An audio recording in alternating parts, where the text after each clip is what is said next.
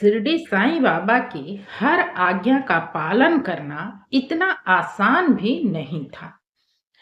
साईं बाबा जब देह रूप में द्वारका माई में रह रहे थे, उस वक्त जो उनके भक्त शिरडी के थे या शिरडी से बाहर के भी थे, वे अपने जीवन के किसी भी उपलब्धि, किसी भी शुभ कार्य के लिए बाबा से आज्ञा अवश्य लिया करते और उनकी आज्ञा के अनुरूप ही कार्य किया करते।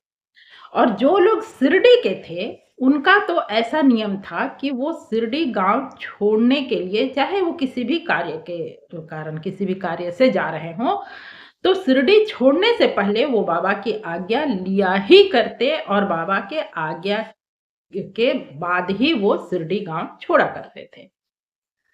कभी-कभी ऐसा भी होता कि बाबा की आज्ञा बिल्कुल उनकी इच्छा, उनके चाहत के विपरीत हुआ करती, फिर भी जिन लोगों ने बाबा की आज्ञा का पालन किया, वो हमेशा सुखी रहे।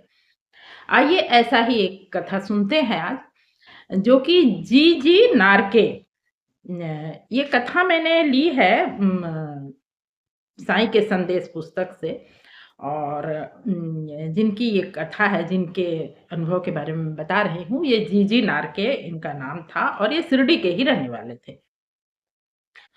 तो ये कथा है 1914-15 के समय। उन्हें जॉब के लिए बहुत परेशानी हो रही थी, उनकी कहीं नौकरी लग नहीं रही थी और वो बहुत परेशान थे। ऐसे में ही उन्हें बनारस के एक कॉलेज में वैकेंसी की जानकारी हुई। तो वो बाबा से आज्ञा लेने गए कि बाबा, क्या मैं इस वैकेंसी के लिए अप्लाई करूं? बाबा ने मना कर दिया। बाबा ने कहा कि नहीं।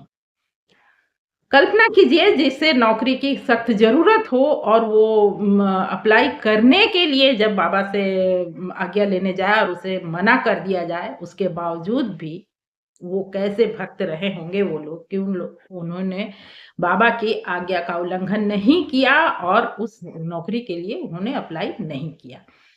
कुछ दिनों बाद, यानी कि 2015 में, पुणे के एक इंजीनियरिंग कॉलेज में नौकरी की एक रिक्ति निकली, जिसके लिए कि जब नारके साहब बाबा से आज्ञा लेने गए, तो बाबा ने सहर्ष आज्ञा दिया और कहा कि हाँ, अब तुम अप्लाई करो। उस पर उन्होंने अप्लाई किया और उनकी अस्थाई नौकरी पुणे में लग गई। पुणे के इंजीनियरिंग कॉलेज में। नाम कॉलेज का नहीं दिया गया है, पर इतना वहाँ वर्णन है। जब उन्होंने नौकरी ज्वाइन कर ली, नौकरी ज्वाइन करने के बाद कुछ दिनों बाद वो जब दोबारा शिरडी आए बाबा का धन्यवाद करने, बाबा के पास पहुंचे, तो बाबा ने कहा कि तुम्हारे ससुर श्रीमान बूटी साहब, वो बूटी साहब के दामाद थे, तो श्रीमान बूटी साहब एक बहुत ही भव्य मंदिर बनवाएंगे, जिस मंदिर का तुम बेहद विश्वास पात्र पद को निभाओगे। जो भी लोग बाबा से जुड़े हैं, बाबा के बारे में जानते हैं, जानकारी रखते हैं, वो जानते ही हैं कि श्रीमान बूटी साहब द्वारा ही निर्मित है आज का शिरडी का साईं समाधि मंदिर। तो ये बात बाबा ने 15 में कही और 16 से ही समाधि मंदिर का निर्माण शुरू हुआ। हालांकि जब उन्होंने कहा इस बात को कि तुम्हारे ससुर बनवाएंगे, तो नारके साहब ने ये पूछा भी, क्योंकि वो बूटी साहब शिरडी के रहने वाले नहीं थे। तो नारके साहब ने पूछा कि मेरे ससुर कहाँ मंदिर बनवाएंगे? तो इस पर बाबा खामोश ही रहे थे, उन्होंने जानकारी नहीं दी थी। और आप सभी लोग जानते हैं कि बूटी साहब द्वारा ही निर्मित है वो समाधि मंदिर, जो जिसका निर्माण कि 16 से ही आरंभ हो गया था और बाबा समाधि तो 18 में लिए हैं। 16 के एंड से ही उसका निर्माण शुरू हो गया था। पहले तो वो मुरलीधर के मंदिर का निर्माण होना था। ये अलग विषय है, उसके बारे में आप लोग जानते होंगे या फिर मैं किसी और वीडियो में बता दूँगी। और 18 में बाबा के समाधि लेने के बाद वो बाबा के समाधि मंदिर के रूप में वो मंदिर बना है, परिवर्तित हुआ है, जो भी उसमें मूर्ति अभी स्थापित नहीं हुई थी। पहली मूर्ति बाबा की ही स्थापित हुई है।